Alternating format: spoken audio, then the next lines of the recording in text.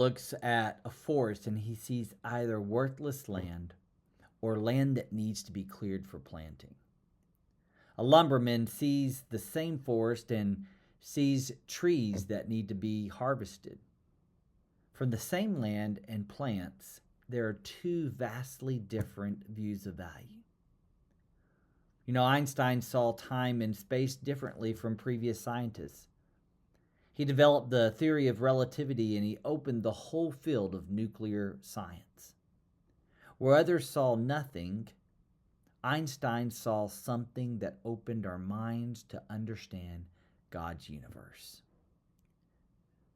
In school, when we divided up into teams for playing sports or a game, did you get picked among the first, the last, or somewhere in the middle?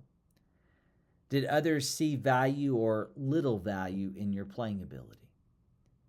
When we see people, are we blinded by our first impressions, or do we see the dignity of God's image in them?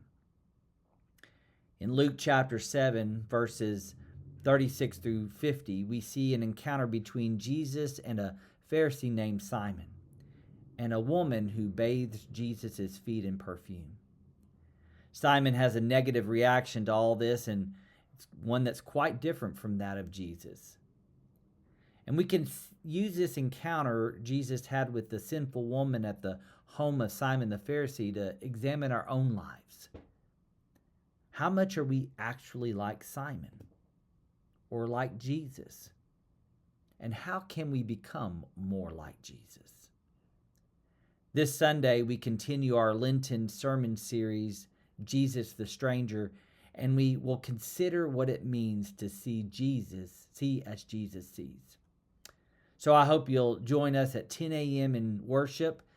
And if you're in town, I invite you to come an hour earlier at 9 a.m. for our monthly Coffee for a Cause, where we have breakfast and fellowship time and we raise money for our missional efforts as a church.